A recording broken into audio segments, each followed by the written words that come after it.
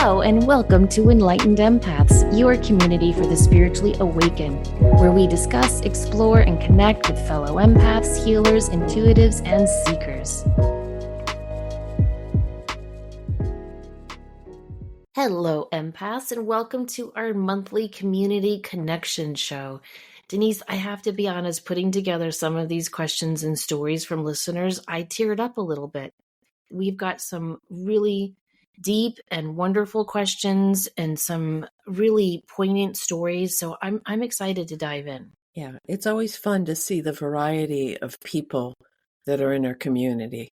Yes, yeah. And how even though there is a variety, we're all the same and we're all dealing with the same stuff. Exactly. And Our first one is pretty gentle though. Do you want to start us off? sure. This first one is recently I went thrift shopping and saw some oracle cards. I was drawn to them, but wasn't sure if I should purchase them. It was a thrift store that I have passed so many times for years, but never went in. But on this particular day, I felt like I should go in. The cards are used, so should I be concerned about someone else's energy absorbed in the cards? If I did purchase them, what do I do to cleanse them? I think that's an excellent question. And I've shared this before in other episodes. I used to love thrift stores and yard sales and junk stores and antique shops. And over the years, I've become more and more sensitive to the energy of things. So psychometry, where you can feel the energy of an object. So I think that would be my first thing is pick them up and how do they feel to you? Do they feel comforting? Do they feel happy? Do you want to just put them right back down again? And as far as cleansing them, the typical things that we would do is, and I knew that things were changing as far as going into just bringing things home randomly, is when I got into the habit of smudging things on the porch before I'd physically bring them in the house. So I think smudging, clearing, using crystals. What do you think? No, I think those are great suggestions. I bought a used deck once when I was growing up. My mom had a deck of tarot cards that had this like skeleton key in gold on the cover, and I could never remember the name of those cards. And they were actually in the junk drawer of our kitchen growing up because she got them and then never used them. But I used to pull them out sometimes and play around with them. And I saw them on eBay and I was like, oh my gosh, that's the deck she had. I have to have this. And when I got those in the mail, I did smudge them, but I also put them in a Ziploc bag with dried sage and lavender. Oh. And just left them there for a while. I put some crystals in it, some clear quartz for clearing it out. So that might be something else you can do. And then I knocked the energy out of the stones and I went through them one at a time over and over to really get my energy on them. So I think it's fine to buy things that have been handled and used before. We have a friend who collects antique tarot decks and gets all sorts of, expensive, hundreds of years old ones.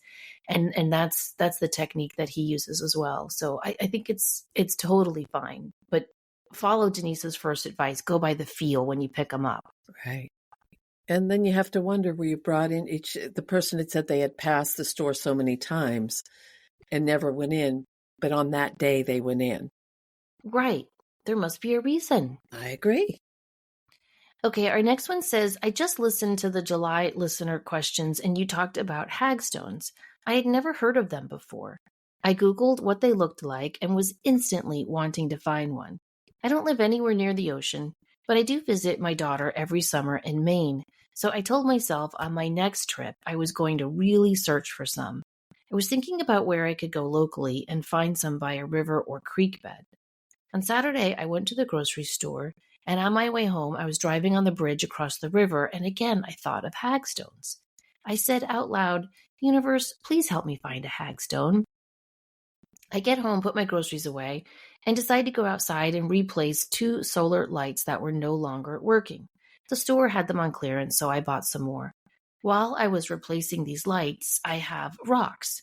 When I moved, I had river rocks put around my house.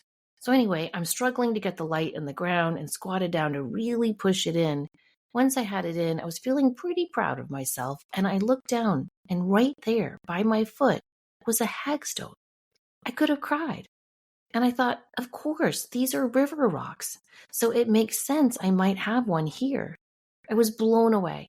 I thanked the universe and took my precious hagstone inside to admire it. I was thinking Spirit would help me find one when I made an adventure to the river, and here they showed me one right at my house. It just goes to show when we ask for help with something, Spirit shows up in ways we never imagine. P.S. I will still be hunting for these when I go to Maine, and of course, I will ask for help when I do. Oh my gosh, I love this story. It's like she had her own personal alchemy experience. Do you remember the book The Alchemist? And Yes. the treasure he's seeking is in his yard the whole time? Yes. Yes. That That's that is such a incredible. story. I know, I love it. I think it's special that it was at her house too. Me too. That's really fun. And I've Like yet to what you find seek one is here in Maine, so I'm going to keep looking. okay. Did you put a call out loud to the universe? I have not, but I will do that. I will. There you go. That must be the key. Our next one says, last night I placed all my crystals and tools and helpers out for a strawberry full moon bath. As I burned my thyme and rose petal burn bundle over the table, I welcomed surrender and trust in this time of transition from my 24-year career in vet medicine. This morning in yoga, the teacher asked us to acknowledge our intention and gratitude as class began. Again, I focused on surrender and trust. Halfway through class, while being led into warrior pose, my eyes met these words on their community board. The extra magical part is I had read that board when I walked into class. There were only about 5 or 6 other words written on it, and I hadn't seen these. Wishing you well and sending gratitude for being part of my journey. And the picture that she included is a chalkboard with the words surrender and trust written on it with a heart. Oh, you can't make that up. I know. It's just like the previous one where, it's right there and we just have to pause a minute to see it. Well, didn't you have a similar thing with a board at your yoga studio? That there was a message? Yes. Which makes sense because of the vibration, the energy. People are in there to set intentions. But don't you just love when it's so, you can't miss it. You can't make it fit. It's right there in front of you. Oh, love it. It just shows that Spirit has a sense of humor as well. Yes. And I want to thank this listener for a 24-year career in veterinary medicine. Huge. That is such a beautiful, beautiful service. People don't understand how difficult that is for empathic people. No, and I just don't think vets ever get the shout outs that they deserve and earned. Right. So a big, big, big gratitude to you. And I'm so happy that you're getting these messages to keep focusing on surrendering and trusting. Yes. All right. Our next one says, I've been listening to your podcast, Enlightened Empaths, for almost a year now. This June will be 2 years of my son's unexpected passing. Oh my gosh, I'm so sorry. Although it has been extremely difficult to begin to move forward without him, listening to your podcast gives me hope. I share almost all the episodes I listen to with family and friends. In one of your episodes, you spoke of glimmers. I really liked the thought of that. So that day, I wrote a poem regarding it. I had a dream that my son came to me and told me times when he was here with me. He said he was there when we came to the cemetery and lit a candle on his birthday, and a few other events that he validated us doing. Maybe this was a visitation, not a dream. I woke up and cried, but thanked him for coming, like you said I should do. Although I'm not there yet, I will keep seeking the glimmers. Thank you for being one of my glimmers and being a light to so many people you'll never meet or know. Oh, wow. Okay, here's the poem. It's called Random Thoughts. A glimmer can be a moment that catches your breath, a surprise beauty in nature, hearing a child's laughter, and in many things. Awareness of its simplicity is where you will notice it. In between the hurt and the healing, there are glimmers. It makes a connection between loss and longing, a connection to continue forward on your path of discovery. Through the unexpected turn in your journey, a direction you would not have chosen had you known, it would become a hidden wound that would never heal. You set your intention of finding these glimmers. If given enough patience with meditation, filling your mind with gratitude, sorry, filling your mind with gratitude, you shift in a new direction. You see some glimmers start to glow, and in that glow is where you feel hope can grow. You think this might be a message or a sign from the other side. Should you keep reaching out? Keep searching for the answers to the questions that you think will ease your mind? Someday you will understand. That someday will come, but not now. You carry that glow in your heart. It feeds and comforts you. You continue to seek it. You want to return to this place again and again, but it doesn't come as often as you want it to. Until one day that glow bursts into joy. It catches you by surprise. You smile. It is like a soothing, warm shield protecting you between the heartache and healing you needed. You think back before this moment, the long, painful walk through the unexpected turn. The turn you wanted so badly to course correct.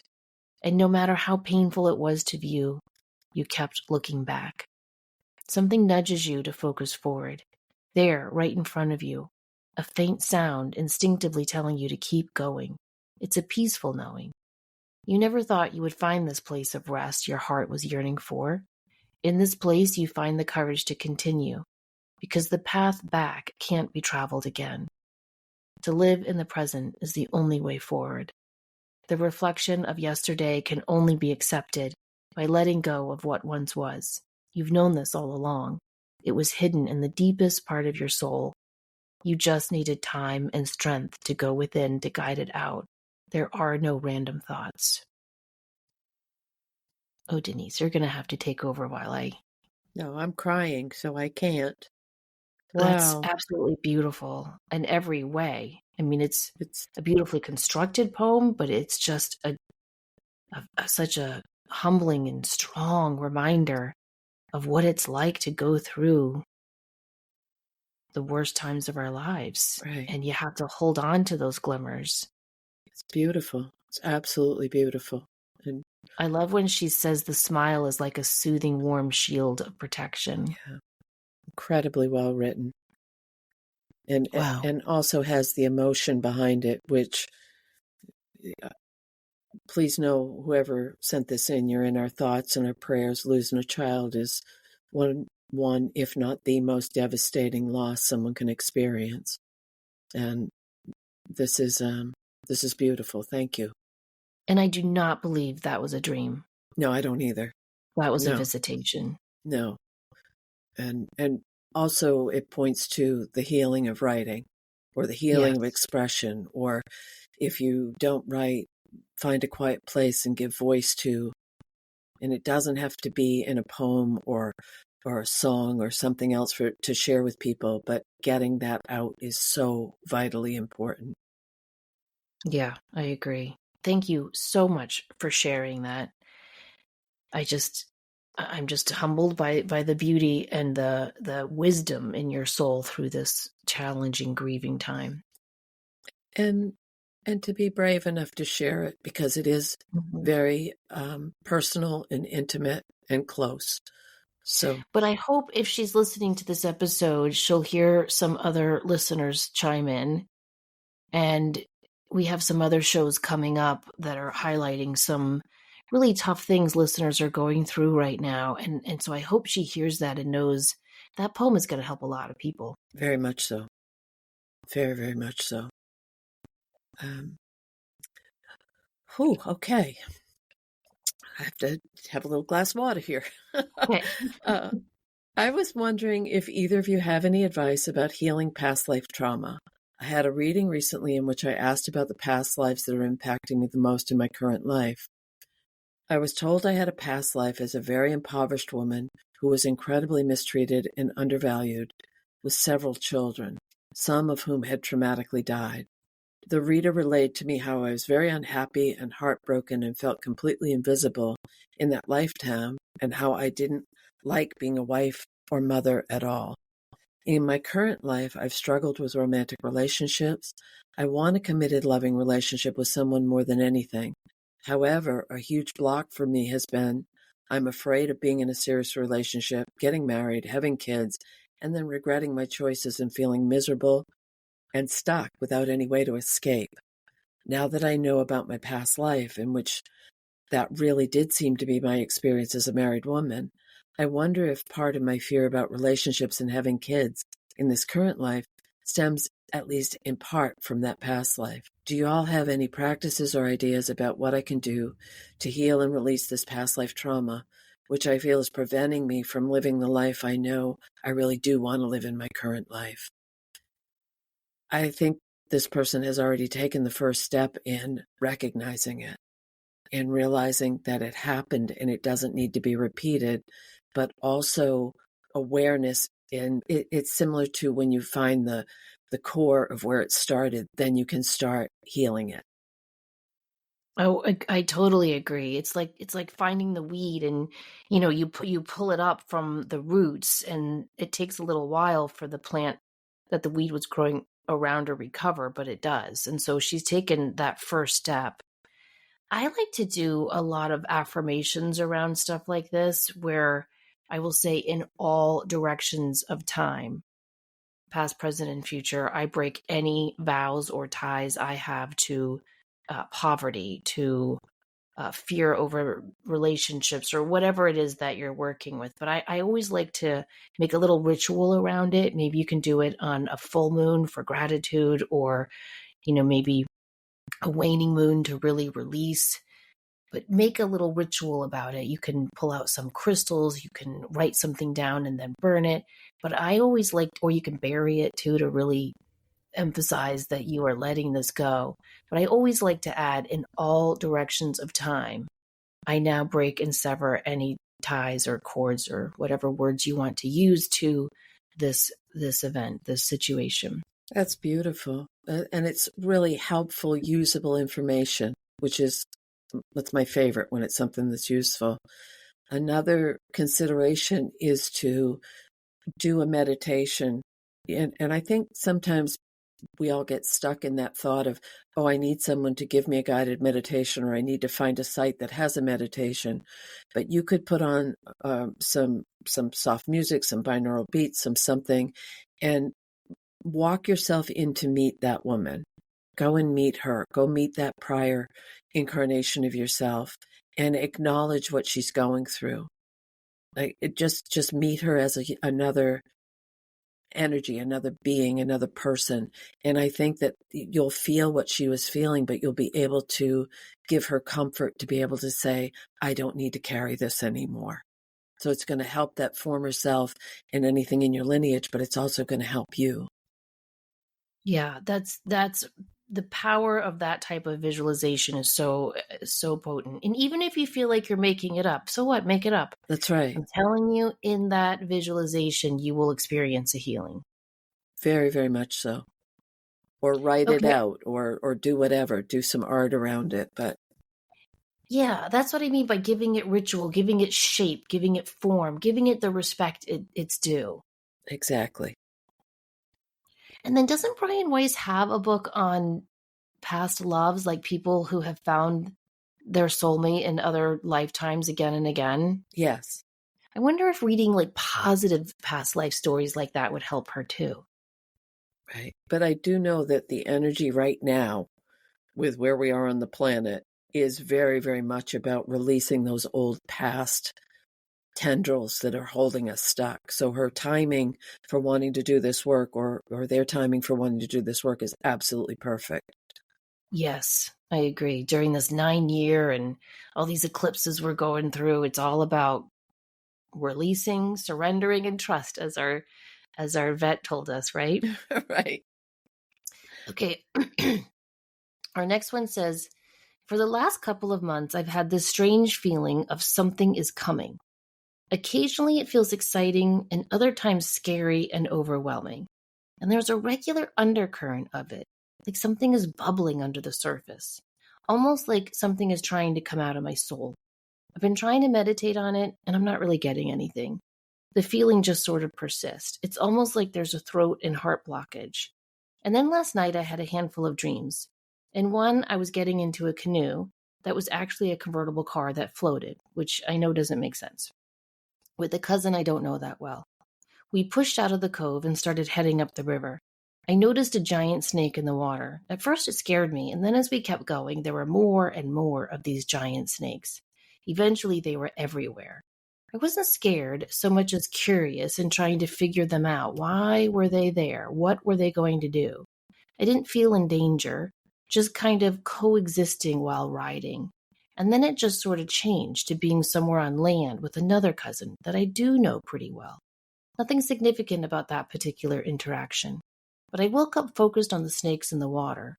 Of course, online there's 100 different interpretations for what it could mean. Would you have any thoughts on this? Yes, I would. These are, well, those are big symbols, Yes, right? they are. Water, boats, cars, snakes, cousins. I mean, those are archetypal symbols. Anytime we dream about water, it's emotions. It's heavy, deep emotions. Well, I shouldn't use the word heavy because they don't always have to be heavy. But water in any dream is about all that undercurrent of emotion that we're not really in touch with. That's why our subconscious needs to use that dream state to get us to wake up to this undercurrent of emotion. And you talked about how for months you've been feeling it, like something is coming, something is coming. There's you call it a regular undercurrent. That's what the water in the dream is about. And the canoe and the convertible car, that's about you being open to it, but not really. Like you're going to touch the water, but you're not diving in. You're not swimming in that water. You're connected by a canoe or a floating convertible car. The convertible car I also find interesting. You're not in a submarine, so it's telling you you're not completely closed off and shut off to feeling these emotions. You're just, putting your toe in and feeling it out. The cousin that you don't know very well symbolizes that you're in a situation or are about to be in a situation that feels familiar, but you don't know it all that well, right? Snakes. I mean, Denise, do you want to, tell people what snakes mean? Well, transformation, shedding the old skin, releasing, letting go. It's perfect. Absolutely It really perfect. is. I mean, think about the famous symbol of the snake eating its tail. Mm-hmm. So it's about that a brand new beginning. I always connect the snake card to the death card in tarot, because to me the death card is almost never about death. It's about the ending of one way of being and the beginning of a much better way of being.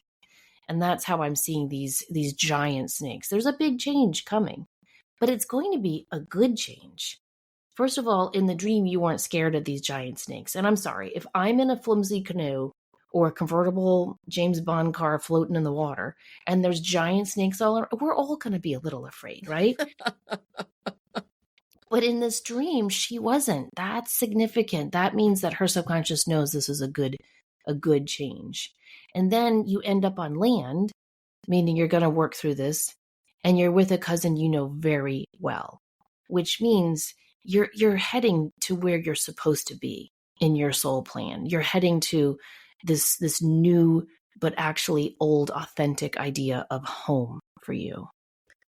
And I love that this has been happening the last couple of months, because how many people have we spoken with personally, professionally, on the podcast that are saying, I feel like I'm right on the edge of something. There's something new coming into my life. I know there's a change coming. And this person also feels like they're tapping into that energy, not only for themselves as an individual, but in that group dynamic. Yeah, exactly. Wow. And we have to pay attention to that, because anytime we feel change is coming, we think it's bad. You ever notice that? And there's an uncertainty right now. Yes. There's a caution. So you're right. Yes. Change can be so good. For months before I met my fiance, I kept hearing this phrase in my head, something wonderful this way comes. Oh. And it freaked me out because that's from a Ray Bradbury book, Something Wicked This Way Comes. Right. And I was like, oh my God, is my Pollyanna brain like changing it to something wonderful this way comes? But I had that undercurrent of something big is coming, and I couldn't figure out what it was. So I think it's similar to this listener, and something wonderful this way is coming to you. Very, very much so. It's beautiful. And we wish her the best, or him the best. It's incredible. Yes. Our next one says, I just finished listening to the Power of Ancestral Healing shows. Love these 2 episodes. Oh, so glad I did too. So much to think about, and you shared some amazing insights and information. Thank you for that. I just wanted to share a quote I stumbled upon a few months ago as I had started my journey of ancestral healing. Every time you live your truth, you free an ancestor who was forced to hide theirs. Oh, I love That's that. very powerful. Someone sent me a clip this morning, and it was talking about if a loved one, a family member dies within 10 days of your birthday, that you're the one to, and I'm going to read into this some more because it was very, very interesting to me, that they're handing off what they couldn't finish in their lifetime, that they're letting you know they love you, that they want you to continue their work. And I've shared that my father died the day after my birthday, and I've talked to so many people in readings over the years that have lost a very significant person in their life within a few days of their birthday. So I think that needs some research and some exploration. I do too. There was a psychic, I haven't seen her around in a long time. Her name was Carmen something.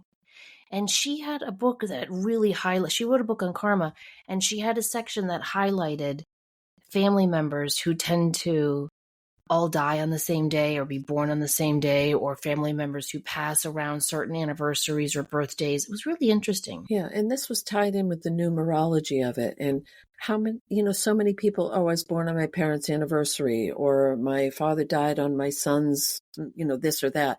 It's always, it seems like that's another thread to explore.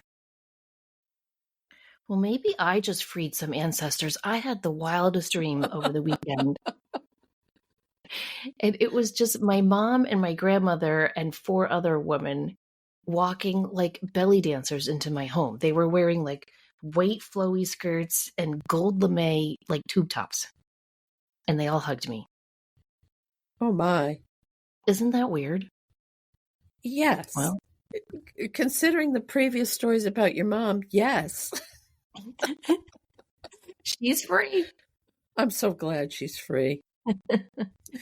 Okay. Well, anyway, thank you so much for sharing that. Every time you live your truth, you free an ancestor who was forced to hide theirs.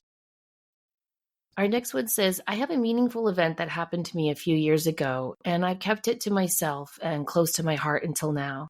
I recently felt compelled to share it with you in my hopes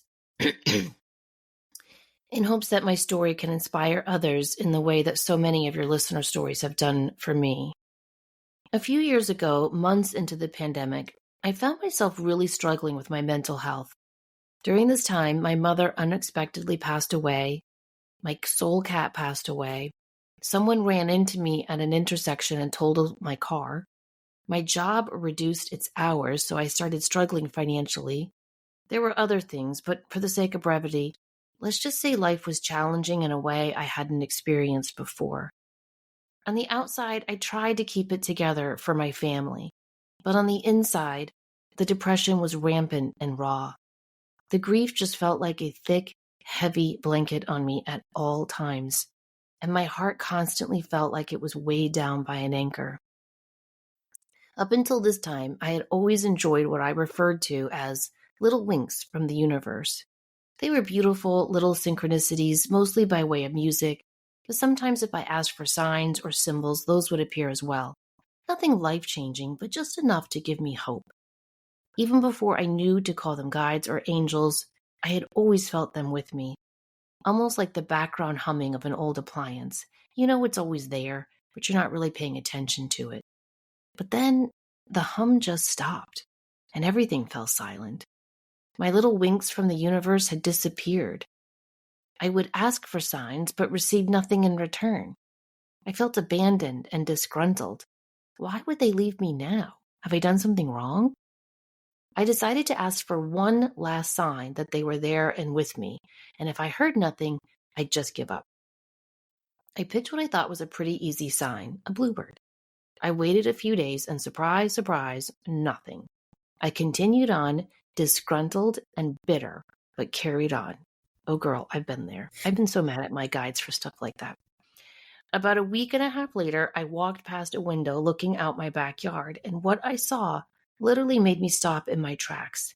There were 9 bluebirds in my backyard, on the deck, on trees, flying back and forth, and just generally hanging out. I stood there with my mouth open in shock, with tears streaming down my face. I was awestruck, a little confused, but mostly just so thankful. I came to realize my guides had never left, but my grief had moved me out of their reach. The sign was that I needed to keep going, and slowly and gradually, day by day, the grief felt a little less raw, and life felt a little more manageable. I hope this story finds its way to some of your listeners who might be struggling mentally, whose signs feel out of reach. You are not alone. You have not been abandoned. Things will get better. Oh, I just love that. And I know so many people need to hear that right now. And it reminds me of the beautiful Glimmer poem where, this is why I get mad at my guides. We're not asking for much, just make a little bluebird fly past my car window. Hello. And yet we get so angry and hurt when they don't do that in our exact timeline, right? Right. And then her guides were like, you want a bluebird? Here's 9. I mean, that's amazing. And it's just what she needed, that little bit of validation. I really, really love the way she put, I came to realize my guides had never left, but my grief had moved me out of their reach. Yes. That's a perfect way to describe it. Yes. It really is. I like the way she talks about how it's like the hum of an appliance. You just don't really, pay attention to it after a while. This is a really important point too in the ebb and flow of feeling connected to spirit. Don't you think that so many times when we desperately need, and this person was at their wit's end, please throw me a lifeline here, and we don't feel like we get anything, and then it comes in gangbusters again. But I don't know, but don't you find that in your own life that there is that ebb and flow to feeling the connection? Even if I don't know what you're talking about, Denise. I'm always in perfect contact. Now, I remember I was so pissed at Deb, and I'm not gossiping about her. I've told her this before. I was so mad at her because I was going through my divorce, and I was so angry. I didn't even have time for sadness about a marriage ending. I was pissed because I'd done everything right, and I was a very good wife and mother. And I was just mad. I just felt like I'd been done wrong. And I wasn't hearing from my guides. And I was just bitching to Deb about it. And she was like, your guides haven't left you. You've left them. Oh. And I was like, I have not. I was so mad. And then I had to realize that she was right. And the reason why I was mad is because I knew she was right. And that's the worst kind of realization, isn't it? It is, yes. And so I did some thinking and praying and meditating and writing about that. And I asked for a sign, my typical purple flower sign. And I didn't see it. And I was like, son of a bitch. Like I worked through the anger. I reconnected with spirit. I asked for my sign. I'm going through a very difficult time in my life right now. Show me a mother loving purple flower. So I was really mad. And I'm driving to pick up my kids from school. And I'm saying out loud to them, I'm like, guides, hello. I'm not asking for you to part the seas. Okay. I'm asking for just a little sign from above. And Denise, I posted it on Facebook and years ago when this happened. I swear to God, a car pulls out in front of me and it's an advertising truck wrapped that says a sign from above. Oh my. It's the name of a company in town. I'd never heard of that company until that day, but they make signs and that's the name of their company, a sign from above. And I thought, okay. And just like this listener, that's what I needed, Yeah. That little reminder. And I think we all need those little reminders sometimes. And they do catch us off guard, don't they? Yeah, they do. But 9, do you think it's significant that it was 9 bluebirds? I do. I mean, you would know Yeah, more about the numerology about it than I do, but I've been racking my brain trying to think if I've ever seen that many bluebirds in one place before. I never have. I haven't either. No. And that's my sign from my dad. So I'm always looking Oh, out for bluebirds. I've seen two together, mm-hmm. but never nine. And nine is all about I call it the garage sale number because it's all about releasing stuff that's no longer serving you, but it's also the reward number. So it's saying like you have to let go of the stuff that's blocking your path so that you can receive the rewards you've earned. Oh, So it's really, really great. wow. So thank you for sharing that. And congratulations on getting all those birds. Yeah. Um, this next one says, I just wanted to share this experience, which was a week in the making. I had been having a very emotional week with much fighting with loved ones. I was losing all the strength I had to continue the battle, and in a moment of tearful anger, I yelled at the heavens to help me or leave me alone. I'd even boxed up my crystals because I felt like nothing could help me anymore. It was on one of the easier days that I noticed our home weather station screen, which showed the time, temperature, humidity, etc., had many 22s on it. Not just the number 2, but 22. Later, I'm driving home listening to Samantha's book, Heavenly Alliance, specifically the chapter on archangels. 3 of the archangels resonated with me: Raphael, Uriel, and Remiel. When I got home, I started to search them one by one to find out more, and what came up was truly a sign.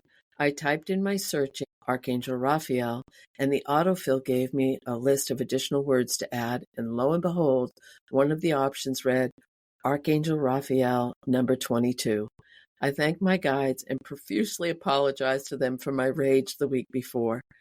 I've always believed in a higher power, even though it is hard some days, and this day will always serve as a reminder of their love.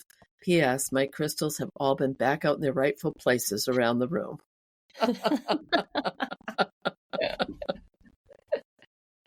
I love that. I do too. Again, can we not all resonate with that? So Like, much. And screw you. If you're not going to help me, I'm going to put you in a box and put you in the closet. all right, I was wrong. You can come back out You come now. out. And, who is Raphael but the archangel of healing, and not just physical healing, but spiritual and emotional healing too. And 22 is a master number. It's a sign when you see it that you are here to start building something that's going to have meaning in your life and help others. I love that. Just Love it. the Okay. synchronicity of all of those steps is beautiful. I know, it really is. And just so human.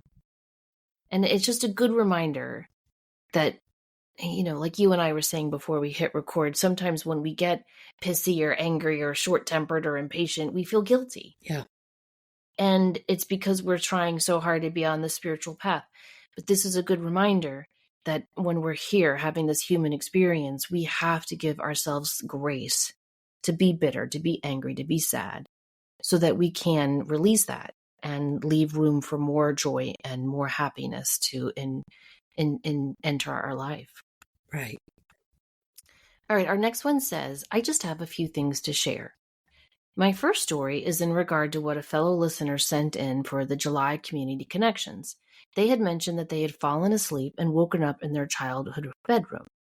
This has happened to me many times and started maybe about 4 to 5 years ago. Okay, Denise, I have to pause. This email is one of I think we got 3 or 4 others that also chimed in that they had a similar experience of falling asleep and waking up in their childhood bedroom. Oh, wow.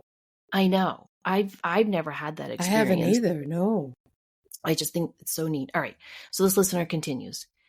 The first time this happened, I woke up with sleep paralysis. I could hear my mother doing the dishes and cursing because one of the cats jumped on her back, and I could hear the TV in my brother's room. I wasn't scared, but curious.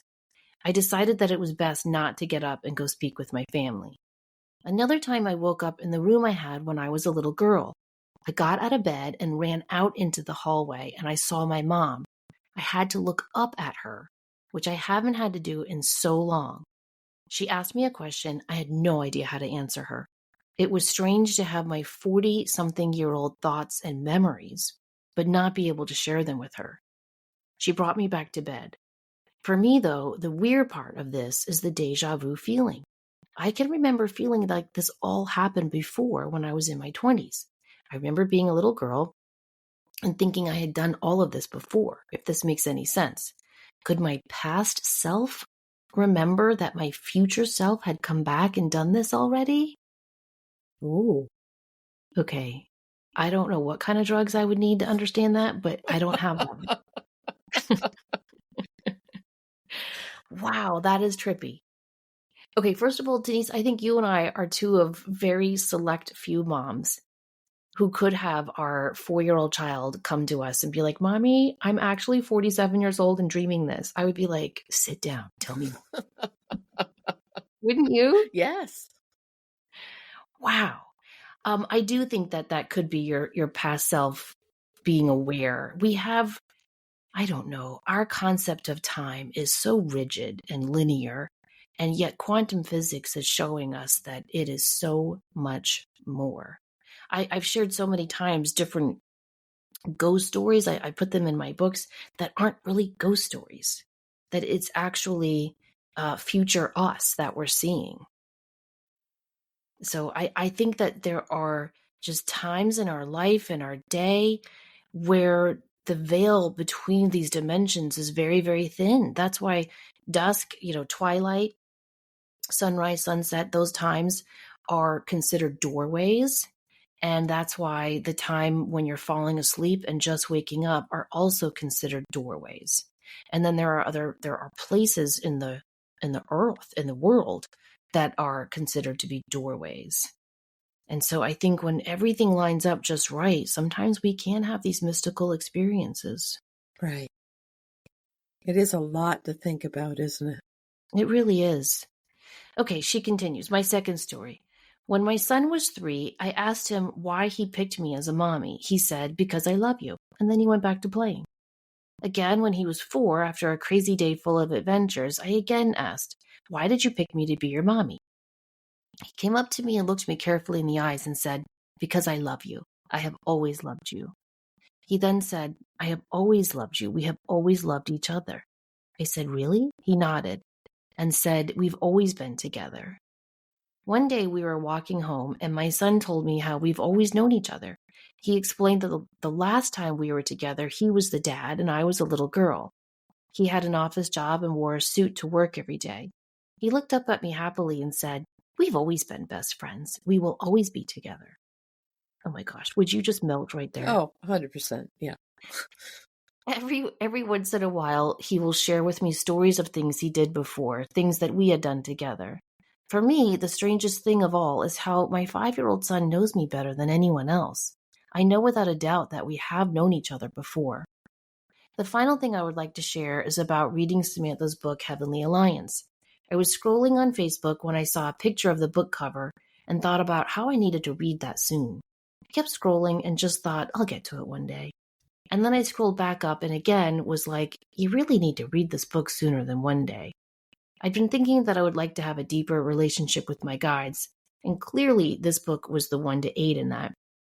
I knew I was not able to spend the money to purchase the book just yet, and then I thought, I should try borrowing it from the library. And just as I thought that, I had those lovely tingles that I get when my guides are trying to tell me something. I went to the library app to see if it was available, and there it was. I became disappointed because they only had the digital copy, but the tingles were getting stronger, so I knew I had to borrow it. This might sound a wee bit dramatic, but Samantha, your book, just reading it, has had a huge effect on me. It's hard to put into words. Your book has come to me at just the right time in my life. I've been working on making changes within myself. I had been, for the most part, trying to ignore my empathic abilities, making myself small to make it easier for others, and it hit me how insane that is. I turned 50 this year, and it's time to embrace all of who I am, and Heavenly Alliance is helping me discover myself. I felt like I had read the book before. It's not because you had shared some of the stories or light lessons on the podcast. This book was familiar to me. I was supposed to read your book. Because I borrowed it from the library, I've taken all these notes to reference back to. I read the book once and then reread it, taking the notes so I can incorporate the life lessons into my daily routines. Anyway, I thought you should know that your book was not just beautifully written, but had an effect on me, and I thank you. Wow. I have so much to say about all of these stories. One, I'm overwhelmed whenever I read anything about, books I've done. That means more than I can't put it into words either. Just like you said, dear listener, thank you, thank you, thank you. I went to our local library when Heavenly Alliance first came out to look for another book that I was searching for on crystals, and I saw my book in the library bookshelf at the local library that I go to all the time. And that meant more to me than seeing it at Barnes and Noble. Do you know what I mean? It was like, this is amazing. I just love that. So thank you so much for supporting libraries. And I'm so glad my book was on there for you. And I just am very, very grateful. And I also just want to say that I think the connection with you and your son, that is just a beautiful thing. Out of the mouths of babes. I mean, that's just incredible. And when you feel that connection between you and a child, or really sometimes you can feel those soul connections between you and anyone close to, I have no doubt, Denise, that you and I have spent lifetimes Oh, together. yeah. Well, that's an easy. We knew the first time we met that we just became friends. So Yeah, it was just instant. And that is just such a wonderful thing. But to hear it from your little beautiful boy, that's such a gift. yeah. Wow. And it's funny that hit me the same way. It brought a tear when she said she found it in the library. And I thought, for you as an author to know that your book has the longevity of being on the library shelf, because it's different. It's different in the library than a bookstore or Amazon or bookseller. Yeah, I mean, libraries were such a sanctuary for me me too. throughout my life.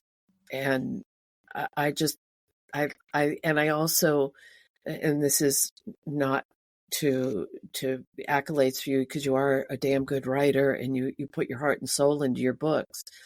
But when you were writing them, you never knew that it would have that impact on someone. No, and you never do know. It's just so humbling to hear it back. This one listener emailed me, but Denise, it was so funny. I was flying home from Vegas with Michael and the boys, and I told you how that trip was. Yes. Oh my gosh, the internet went down in the entire Las Vegas airport. So what would have been like, I don't know, a 4-hour flight turned into a 12-hour travel day. Whew. And Michael and his boys are so upbeat and positive. And I'm texting my daughters like, no one's complaining. I'm not with my people. I need you guys here. I was the only one just complaining. And the boys are like, well, what can you do? And I'm like, you can complain. You can bitch and moan that waitress still has not brought me my Diet Coke. Like, you can do a lot of stuff. But I couldn't, because I had to be nice and kind. So I'm sitting in this restaurant in some airport waiting for my Diet Coke. We have a 4-hour layover. It was awful. And I decided to check my Instagram messages, which I'm really bad about doing. And this listener had messaged me a beautiful message similar to this about my book. Denise, I think I probably freaked her out because I was like, oh my God, you have saved my day. You have saved my mood. I'm sitting here stuck in an airport. This message made my whole day. Thank you so much. And she messaged back like, you're welcome.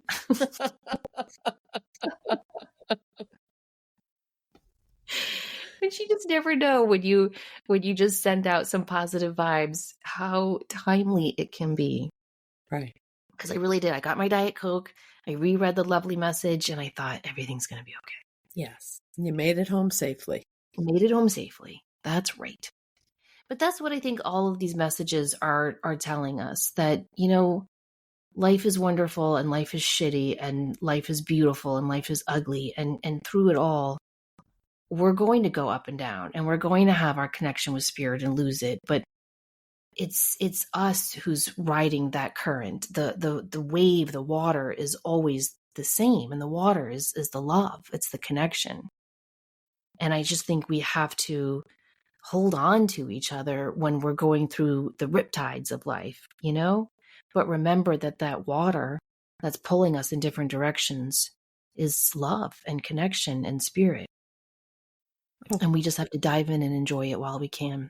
So beautifully said. Well, thank you guys so much for listening and taking time to send in these beautiful, poignant, wonderful, and intriguing stories and questions. We just appreciate you guys so much. Remember, if you want to send in a question or story, email us enlightenedempaths@gmail.com. Don't forget to follow us on social media. And if you like the show, please tell a friend. Just hit the share button and send it to someone so we can continue to grow our beautiful community. And remember to show up, do great work, and share your light. Take care.